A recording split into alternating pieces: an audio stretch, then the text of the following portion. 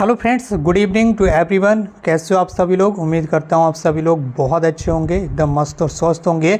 और ये हमारे सेकेंड पेपर के ऑब्जेक्टिव क्वेश्चंस की अंतिम क्लास है और इसके बाद आपके जो very short answer type question है वो स्टार्ट हो जाएंगे। आपको पता ही होगा यहाँ पर डीएलएड के सेकेंड सेमेस्टर की जो क्लासेस हैं वो 25 अगस्त से स्टार्ट हो चुकी हैं।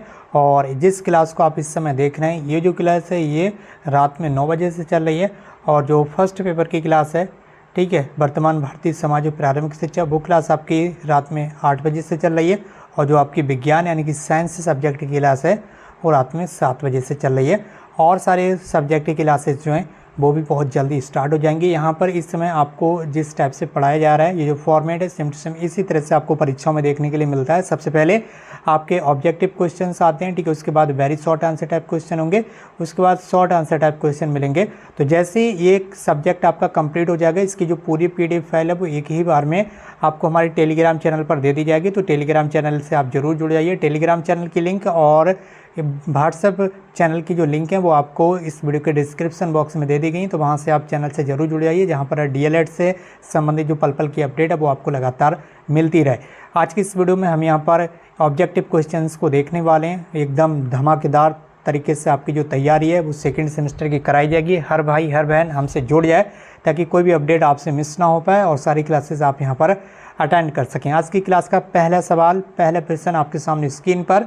जब कोई बालक किसी भी अवस्था में प्राथमिक शिक्षा पूर्ण किए बिना, चाहे वो किसी भी स्टेज में हो, और वो प्राइमरी एजुकेशन को ले रहा है, यानी कि बच्चे का एडमिशन हो चुका है स्कूल में, ठीक है, और वो प्राइमरी एजुकेशन को कंप्लीट किए बिना ही विद्यालय छोड़कर चला जाता है, यानी कि बच्चा बीच में ही स्कूल आना बंद कर देता है, अभी उसकी क्लासेस यानी कि जो कोर्स है वो कंप्लीट नहीं हुआ है या फिर उसकी पढ़ाई कंप्लीट नहीं हुई है, लेकिन बच्चा क्या है बीच में ही स्कूल आना बंद कर देता है, तो ये जो समस्या होती है इसको क्या कहा जाता है, ठीक है, इसे क्या बोलते हैं? अगर कोई बच्चा बीच में ही स्कूल आना बंद करे, ठीक है, जिसकी पहली क्लास में उसमें एडमिशन लिया और वो बीच में ही आना बंद कर दिया, दूसरी क्लास में उसका एडमिशन हो गया फिर उसने आना पढ़ाई में के लिए आना बंद कर दिया स्कूल में, तो इस चीज़ को आखिर क्या कहा जाता है? अवरोध कहा जाता है, पृथक्करण कहा जाता है, हास कहा जाता है या विभाजन कहा जाता है? ये आपसे पूछा जा रहा है, ठीक है। तो इस सवाल का आपका जो राइट आंसर होगा वो होगा हास, ठीक है, ऑप्शन सा इस सवाल का राइट आंसर हो जाएगा। जब कोई बच्चा बीच में ही पढ़ाई छोड़कर चला जाता है, ठीक है, तो इसका राइट आंसर हो जाएगा ऑप्शन सा।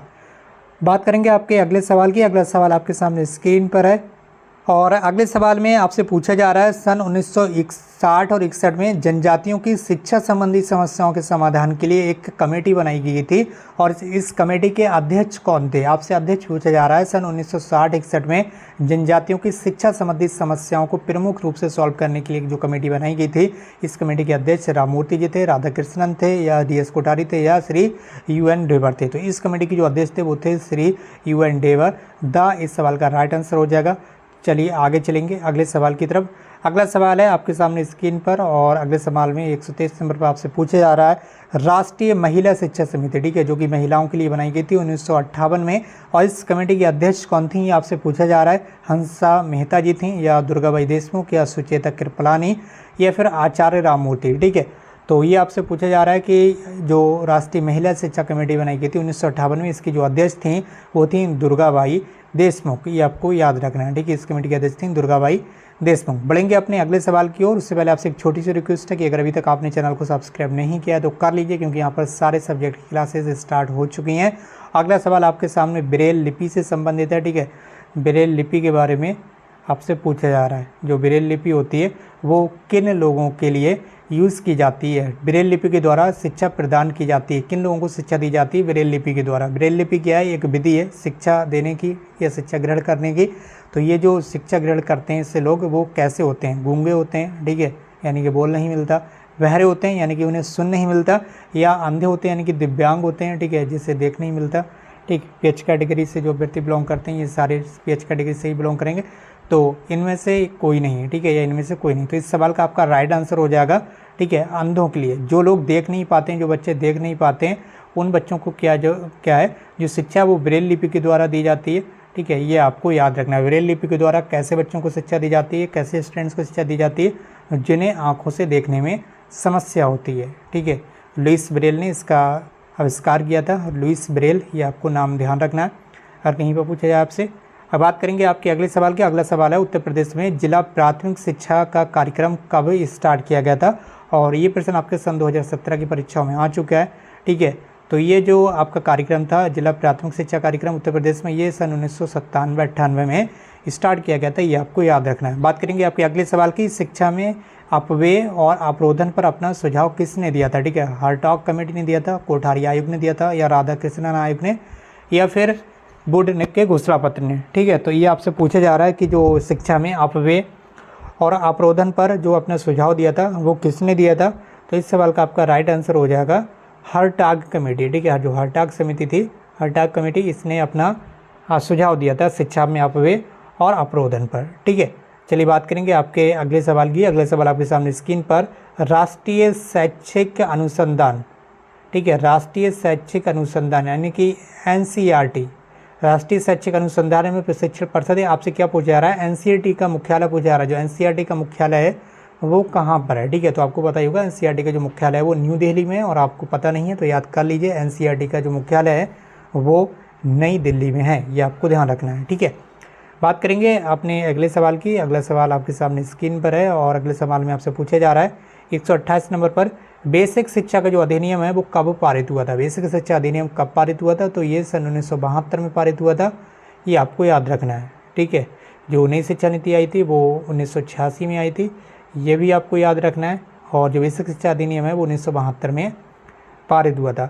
इसके बाद आपका अगला सवाल है 129 नंबर, शिक्षकों हेतु राष्ट्रीय पुरस्कार का जो प्रारंभ है वो किस वर्ष प्रारंभ किया गया था? शिक्षकों के लिए आपको पता ही है राष्ट्रीय पुरस्कार दिए जाते हैं, ठीक है, नेशनल लेवल पर अलग अलग तरह के। तो इसका जो स्टार्टिंग है वो कब की गई थी? तो ये आपकी सन 1958 में की गई थी। शिक्षकों के लिए राष्ट्रीय पुरस्कार देने की योजना स्टार्ट की गई सन 1958 में। अगला सवाल आपका, और ये सवाल आपसे हर क्लास में पूछा जा रहा है, जितनी भी क्लासेज हैं, यानी कि ये very very very important, most important question है, इसे आप हमेशा याद रख लें। बच्चों के लिए निःशुल्क और अनिवार्य शिक्षा का प्रावधान संविधान की किस धारा में किया गया है? ठीक है, धारा भी आपसे पूछता है और अनुच्छेद भी पूछता है, तो दोनों चीज़ें आपको याद रखना है। किस धारा में किया गया बच्चों के लिए निःशुल्क अनिवार्य शिक्षा का प्रावधान? धारा 45 में। ठीक है, आपको हमेशा याद रखना। उम्मीद करता हूँ अब सभी स्टूडेंट्स को याद हो ही गया होगा, जो स्टूडेंट्स पहली क्लास से यहाँ पर बने हुए हैं, फर्स्ट क्लास जिसने अटेम्प्ट की होगी, और फर्स्ट क्लास के बाद सेकंड, थर्ड, फोर्थ है, ठीक है, सारी क्लास अटेंड की होंगी, तो ये अब आपको याद हो गया होगा और आप बिल्कुल भूलेंगे भी नहीं। ठीक है, तो इस सवाल का राइट आंसर हो गया ऑप्शन सा। बात करेंगे अगले सवाल की, निम्नलिखित में से कौन सी योजना का जो शुभारंभ वो 15 अगस्त को किया गया था? ये क्वेश्चन भी ऑलरेडी रिपीट हो चुका है पहले। ठीक है, तो 15 अगस्त को कौन सी योजना का स्टार्टिंग की गई थी? आपको पता ही होगा, सब शिक्षा अभियान की, पोषाहार वितरण योजना की, इसे ही हम MDM बोलते हैं, यानी कि मिड डे मील पोषाहार वितरण योजना को, राष्ट्रीय साक्षरता मिशन की, या DPEP की। ठीक है, तो 15 अगस्त 1995 को आपकी जो योजना स्टार्ट की गई थी वो थी MDM, यानी कि पोषाहार वितरण योजना। ठीक है, मध्याह्न वितरण योजना, ठीक है, पोषाहार वितरण योजना, मिड डे मील, तो ये आपकी स्टार्ट हुई थी पोषाहार वितरण योजना। इसके बाद आपका अगला सवाल है, भारतीय शिक्षा का महाधिकार पत्र किसे कहा जाता है? जो भारतीय शिक्षा का महाधिकार पत्र था, ठीक है, ये महाधिकार पत्र किसे कहा जाता है? वुड के घोषणा पत्र को, सार्जेंट की रिपोर्ट को, कर्नल कर्जन योजना को, या इनमें से कोई नहीं? तो भारतीय शिक्षा का जो महाधिकार पत्र है वो वुड के घोषणा पत्र को कहा जाता है। आपको पता ही होगा 1854 में आया था वुड का घोषणा पत्र, तो इसे क्या कहा जाता है? महाधिकार पत्र कहा जाता है भारतीय शिक्षा का। बात करेंगे अपने अगले सवाल की। ये सारे क्वेश्चन प्रीवियस ईयर में आ चुके हैं, आप देख सकते होंगे 2017, 17, 18 इन सभी परीक्षाओं में आ चुके हैं, तो आप इन्हें अच्छे से तैयार करें। अगला सवाल आपके सामने स्क्रीन पर, और बहुत जल्द ही 2016 से लेकर 2023 तक की परीक्षाओं में जितने भी आपके क्वेश्चन आए थे सेकेंड सेमेस्टर में, सारे सब्जेक्ट के एक एक सब्जेक्ट को पढ़ कर चुन कर आपका यहाँ पर आपको पढ़ाया जाएगा। ठीक है, तो आप कहीं जाइएगा नहीं, चैनल को सब्सक्राइब जरूर कर लीजिए। अगला सवाल है, कोठारी आयोग ने बालिका शिक्षा संबंधी सुझाव दिया था। ठीक है, जो बालिका की बच्चों की शिक्षा थी, बालिकाओं से रिलेटेड, ठीक है, गर्ल्स एजुकेशन से रिलेटेड, वो क्या सुझाव दिया था? लोकमत निर्माण का, अंशकालिक रोजगार की व्यवस्था का, या मुफ्त पाठ्यपुस्तक की व्यवस्था का, या उपयुक्त सभी का? तो जो कोठारी आयोग ने बालिकाओं की शिक्षा के लिए जो सुझाव दिया था वो लोकमत के निर्माण का भी सुझाव दिया था, अंशकालिक रोजगार की व्यवस्था भी हो ऐसा सुझाव दिया था, और मुफ्त में पाठ्यपुस्तक भी उपलब्ध कराई जाए, यानी कि इन सभी का सुझाव दिया था। तो राइट आंसर हो जाएगा आपका उपयुक्त सभी का। बात करेंगे अपने अगले सवाल की, और अगला सवाल आपके सामने स्क्रीन पर आ चुका है हंटर कमीशन से। ठीक है, हंटर कमीशन से काफ़ी ज़्यादा क्वेश्चंस रिपीट होते हैं, तो हंटर कमीशन कहते हैं, ठीक है, हंटर कमीशन किसे कहते हैं ये आपको बताना है। ये सवाल 2018 की परीक्षाओं में आ चुका है।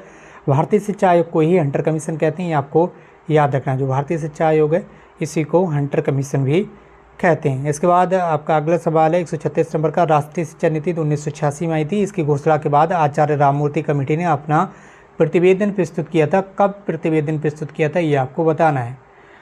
16 दिसंबर 1990, 15 सितंबर 1989, 6 अप्रैल 1987 या फिर 15 अगस्त 1968 में। तो राष्ट्रीय शिक्षा नीति जो कि 1986 में आई थी और इसकी घोषणा होने के बाद एक कमेटी का गठन किया गया था, राममूर्ति कमेटी, आचार्य राममूर्ति कमेटी। इसने अपना प्रतिवेदन प्रस्तुत किया 16 दिसंबर 1990 में। इस सवाल का राइट आंसर क्या होगा? 16 दिसंबर 1990। बात करेंगे आपके अगले सवाल की। अगला सवाल है प्रोफेसर यशपाल कमेटी से। आपको पता ही होगा प्रोफेसर यशपाल कमेटी ने प्रोफेसर यशपाल कमेटी से पहले, मतलब प्रोफेसर यशपाल कमेटी से पूर्व मतलब पहले किस कमेटी ने छात्रों पर पढ़ाई का बोझ के लिए चिंता व्यक्त की थी, यानी कि स्टूडेंट्स पर पढ़ाई का जो बोझ है वो बढ़ रहा है, इससे थोड़ा कम किया जाए। ठीक है, तो किस कमेटी ने चिंता व्यक्त की थी? पटेल कमेटी, एनसीईआरटी कार्यदल, आचार्य राममूर्ति कमेटी या फिर उपयुक्त तीनों। तो इस सवाल का राइट आंसर हो जाएगा उपयुक्त तीनों ने बच्चों की पढ़ाई का बोझ कम करने के लिए जो चिंता थी वो व्यक्त की थी। ठीक है, तो इस सवाल का राइट आंसर हो जाएगा उपयुक्त तीनों। बढ़ेंगे अगले सवाल की ओर। अगला सवाल आपके सामने स्क्रीन पर है, जैसे आप देख पा रहे होंगे 138 एनसीएफ नेशनल करिकुलम फ्रेमवर्क यानी कि राष्ट्रीय पाठ्यचर्या की रूपरेखा 2005 के अंतर्गत पुनरीक्षित गुणवत्ता विजन के संदर्भ में निम्न दृष्टिकोण चिन्हित किए गए हैं। ठीक है, तो ये आपको बताना है कौन कौन से दृष्टिकोण सही हैं। तो एनसीएफ 2005 के अंतर्गत बच्चों के प्रति दृष्टिकोण, शिक्षक की भूमिका और शिक्षण के प्रति दृष्टिकोण, शिक्षण विद्या के प्रति दृष्टिकोण, ये उपयुक्त सभी। ठीक है, तो एनसीएफ 2005 के अंतर्गत पुनरीक्षित गुणवत्ता विजन के संदर्भ में ये सारे दृष्टिकोण जो है वो चिन्हित किए गए हैं। तो इस सवाल का राइट आंसर आपका हो जाएगा उपयुक्त सभी। ठीक है, बच्चों के प्रति दृष्टिकोण होना चाहिए, शिक्षक के प्रति भी और शिक्षण के प्रति भी। ठीक है, विद्या के प्रति भी दृष्टिकोण होना चाहिए। तो इस सवाल का राइट आंसर हो जाएगा आपका ऑप्शन द। बात करेंगे आपके अगले सवाल की 139 ऑपरेशन ब्लैक बोर्ड, जो कि काफ़ी बार परीक्षाओं में पूछा जाता है। Operation black board, operation black board. ठीक है, इस योजना का स्टार्टिंग की गई थी आपकी 1986 की नई शिक्षा नीति के अंतर्गत। ठीक है, तो ऑपरेशन ब्लैक बोर्ड का आरंभ कब हुआ था? ठीक है, ये आपको बताना होगा। तो ये 1987-88 में स्टार्ट करा दिया गया था। 1986 में आपकी नई शिक्षा नीति आई थी। ठीक है, जिसे इसमें इंट्रोड्यूस किया गया था। उसके बाद 1987-88 में इसका स्टार्टिंग करा दी गई थी ऑपरेशन ब्लैक बोर्ड के अंतर्गत। ठीक है, ऑपरेशन ब्लैक बोर्ड की स्थापना कराई गई थी। उसके बाद आपका अगला सवाल है 140 नंबर का, स्कूल चलो अभियान में किस कक्षा तक के बच्चों को आकर्षित करने की योजना थी? जो स्कूल चलो अभियान चलाया जाता है इसमें कौन सी कक्षा तक के बच्चों को आकर्षित किया गया था? तो ये थी आपकी कक्षा 1 से 8 तक के बच्चों को स्कूली शिक्षा से जोड़ना। ठीक है, ज़्यादा से ज़्यादा बच्चों को स्कूली शिक्षा उपलब्ध कराना, जिसका कार्यक्रम रखा गया स्कूल चलो अभियान। ठीक है, क्या नाम था इसका? स्कूल चलो अभियान। और कक्षा 1 से 8 तक के बच्चों को ज़्यादा से ज़्यादा बच्चों को स्कूल में एडमिशन दिलाना। इसके बाद बात करेंगे आपके अगले सवाल की, स्कूल रेडिनेंस कार्यक्रम, जिसे हिंदी में बोलते हैं विद्यालय शिक्षा की तैयारी। स्कूल रेडिनेंस कार्यक्रम, ठीक है, विद्यालय शिक्षा की तैयारी। इसमें निम्न के क्षेत्रों पर बल दिया गया था: व्यक्ति एवं सामाजिक तैयारी का, शैक्षिक तैयारी का, मनोरंजनात्मक, सृजनात्मक तथा शाब्दिक भाषा कौशल का, उपयुक्त सभी का। तो जो विद्यालय शिक्षा की तैयारी एक कार्यक्रम है जिसे इंग्लिश में बोलते हैं स्कूल रेडिनेस कार्यक्रम, इसमें इन सभी क्षेत्रों पर बल दिया गया था जो क्षेत्र यहाँ पर बताए गए हैं: व्यक्ति का और सामाजिक तैयारी का, ठीक है, शिक्षक तैयारी का, शैक्षिक तैयारी का, इसके अलावा मनोरंजनात्मक, सृजनात्मक यानी कि क्रिएटिविटी हो, कुछ मनोरंजन भी हो, शाब्दिक और शाब्दिक भाषा कौशल से रिलेटेड सभी चीज़ पर इस पर बल दिया गया था। ठीक है, स्कूल रेडिनेस कार्यक्रम के अंतर्गत। तो इस सवाल का आपका राइट आंसर हो जाएगा उपयुक्त सभी सवाल का राइट आंसर हो जाएगा। बढ़ेंगे अपने अगले सवाल की ओर। हमारे सवाल यहाँ पर अब बस समाप्त होने ही जा रहे हैं, आपको बस थोड़ा सा वेट करना है। 142 पोषाहार वितरण योजना, ठीक है, को निम्न विचार से प्रारंभ किया गया था। जो स्कूलों में पोषाहार वितरण योजना स्टार्ट की गई थी उसके पीछे रीज़न क्या था, यानी कि क्या विचार थे पोषाहार वितरण योजना को स्टार्ट करने के?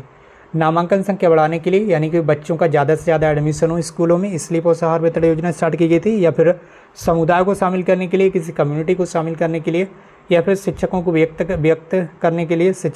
करने के लिए, या फिर रोजगार बढ़ाने के लिए। ठीक है, तो पोषाहार वितरण योजना जो थी इसका मेन उद्देश्य नामांकन संख्या बढ़ाना थी, यानी कि बच्चों का ज़्यादा से ज़्यादा स्कूल में एडमिशन हो। ठीक है, क्या हो, ज़्यादा से ज़्यादा प्रवेश हो स्कूलों में, नामांकन बढ़े बच्चों का और ज़्यादा से ज़्यादा बच्चे पढ़ाई करें। ठीक है, शैक्षिक स्तर सुधरे बच्चों का, शिक्षा की गुणवत्ता पूरी तरह से लागू हो।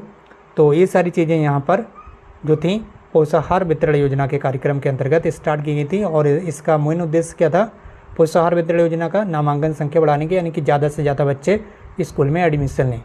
अगला सवाल आपके सामने स्क्रीन पर है, निःशुल्क और अनिवार्य शिक्षा का प्रावधान संविधान की किस धारा में है? ये चीज़ बार बार आपको बताई जा रही है, मैं पहले भी बात बता चुका हूँ, कम से कम 10 बार ये जो क्वेश्चन है वो रिपीट हो चुका है शुरू से लेकर अब तक, जब से क्लास स्टार्ट हुई है। तो इस क्वेश्चन को आप चाहे रट लें, चाहे कुछ भी करें, चाहे ठीक है, चाहे घोल कर पी जाएँ, कुछ भी कर लें, इस क्वेश्चन को आप हमेशा के लिए याद कर लें। जो निःशुल्क और अनिवार्य शिक्षा का प्रावधान है वो संविधान की धारा 45 में किया गया है, ये आपको अब बिल्कुल याद हो गया होगा। अगर ठीक है कोई आपसे आंखें बंद करके पूछे तभी आप बता देंगे धारा 45। ठीक, इसके बाद आपका अगला सवाल है, निःशुल्क और अनिवार्य बाल शिक्षा अधिकार अधिनियम किस वर्ष बना था? ये सन 2009 में बना था और ये सन 2010 में लागू हो गया था, 1 अप्रैल सन 2010 से। ठीक है, 1 अप्रैल सन 2010 से ये लागू भी हो गया था, ये आपको ध्यान रखना है। ठीक है, इसके बाद आपका अगला सवाल है, और अगले सवाल आपसे क्या पूछा जा रहा है आप यहाँ पर देख लीजिए। अगला सवाल आपसे पूछा जा रहा है 145, चार्ल्स ग्रांट के शैक्षिक प्रयास क्या थे? भारत में विद्यालयों की स्थापना हो, अंग्रेजी माध्यम से शिक्षा प्रदान करना। ठीक है, चार्ल्स ग्रांट के शैक्षिक प्रयास थे दोनों, भारत में विद्यालयों की स्थापना की जाए और जो शिक्षा है वो अंग्रेजी माध्यम से दी जाए। ठीक है, तो आ और बा ये दोनों चार्ल्स ग्रांट के शैक्षिक प्रयास थे, ये आपको याद रखना है। इस सवाल का राइट आंसर होगा आ और बा दोनों, यानी कि ऑप्शन साइज राइट। बात करेंगे अपने अगले सवाल की। अगला सवाल आपके सामने स्क्रीन पर आ चुका है और इसमें आपसे पूछा जा रहा है, निःशुल्क और अनिवार्य बाल शिक्षा अधिकार अधिनियम के अंतर्गत चौथे अध्याय में शिक्षकों के क्या क्या दायित्व दिए गए हैं? शिक्षकों के यहाँ पर दायित्व पूछा जा रहा है। स्कूलों में जो टीचर होते हैं नियमित समय से स्कूल में उपस्थित होना, बिल्कुल सही बात है। इस शिक्षकों को उस समय पर ही उपस्थित होना है जो समय स्कूल में उपस्थित होने का रखा गया है। ठीक है, अगर लेट आते हैं तो ये गलत बात है। स्कूलों में शिक्षकों को समय पर उपस्थित होना चाहिए जो समय शिक्षकों के लिए रखा गया है। इसके बाद दूसरा ऑप्शन आपसे बताया गया, पाठ्यक्रम के अनुसार पढ़ाना, जो पाठ्यक्रम है उसके अनुसार पढ़ाना और उसे निर्धारित समय में पूरा भी करना। ठीक है, ऐसा नहीं कि आधा अधूरा पढ़ा दिया और सिलेबस कंप्लीट भी नहीं हुआ। ठीक है, तो ऐसा नहीं करना चाहिए। तो ये भी यहाँ पर जो अध्याय में शिक्षकों के दायित्व बताए गए। इसके बाद तीसरा बताया गया, प्रत्येक बच्चे को बच्चे की सीखने की योग्यता का आकलन करना। ठीक है, ऐसा नहीं कि एक बच्चे को छोड़ दिया, ठीक है, दूसरे बच्चे को पढ़ा रहे हैं। तो क्लास में जितने भी बच्चे हैं सभी बच्चों की सीखने की योग्यता का आकलन करना, यानी कि प्रत्येक बच्चे की। तो इस सवाल का राइट आंसर हो जाएगा उपयुक्त सभी, यानी कि सभी दायित्व जो हैं वो स्कूल टीचर के दिए गए हैं। ठीक, तो इस सवाल का राइट आंसर हो जाएगा ऑप्शन द। बात करेंगे अपने अगले सवाल की, और अगला सवाल अब यहाँ पर सवाल जो आज के ऑब्जेक्टिव क्वेश्चन हैं वो समाप्त होने जा रहे हैं। 2 ही सवाल बचे हैं, बाकी अगली क्लास कल स्टार्ट होगी, तो आप देख लीजिएगा। राष्ट्रीय बाल श्रम परियोजना, ठीक है, नेशनल चाइल्ड लेबर प्रोग्राम संचालित किया गया था, कौन सी पंचवर्षीय योजना में संचालित किया गया था? जो राष्ट्रीय बाल श्रम योजना जो है परियोजना, ये किस पंचवर्षीय योजना में सम्मिलित की गई थी, ऐसे इनकी किस पंचवर्षीय योजना से इसे स्टार्ट किया गया था? तो ये थी आपकी 9वीं पंचवर्षीय योजना में इसे स्टार्ट किया गया था, ये आपको ध्यान रखना है। ठीक है, बात करेंगे अपने अंतिम सवाल की। अन्य सवाल है 148। इसके बाद आपके अति लघु उत्तरीय प्रश्नों की जो श्रृंखला वो भी जल्द स्टार्ट करा दी जाएगी। इस वीडियो को शेयर कीजिए अपने फ्रेंड्स के साथ ताकि और भाई बहन भी यहाँ पर ज़्यादा से ज़्यादा जुड़ सकें। हास्य एवं अवरोध को रोकने के लिए तथा संप्राप्ति लक्ष्य को प्राप्त करने के लिए प्रोत्साहन के अधीन कौन सी सुविधाएँ प्रदान की जा रही हैं? ठीक है, जो बच्चे बीच में ही स्कूल में पढ़ाई छोड़ देते हैं, ठीक है, वो बच्चे बीच में ही स्कूल में पढ़ाई ना छोड़ें। कोई बच्चा पढ़ाई कर रहा है और बीच में ही नाम कटा के चला जाता है या फिर स्कूल आना बंद कर देता है, ठीक है, तो इसे रोकने के लिए और संप्राप्ति लक्ष्य को प्राप्त करने के लिए प्रोत्साहन के अधीन कौन कौन सी योजना प्रदान की जा रही हैं? छात्रवृत्ति की योजना प्रदान की जा रही है स्कूलों में, या विद्यालय मध्याह्न योजना जिसे मिड डे मील भी बोलते हैं, ठीक है, ये निःशुल्क पाठ्य पुस्तकें उपलब्ध कराई जा रही हैं, उपयुक्त सभी। ठीक है, तो बच्चे बीच में पढ़ाई छोड़कर ना जाएं, संप्राप्ति लक्ष्य को पूरा किया जाए, प्रोत्साहन किया जाए। ठीक है, तो ये सारी सुविधाएं प्रदान की जा रही हैं। किस लिए की जा रही हैं ये सारी सुविधाएं प्रदान?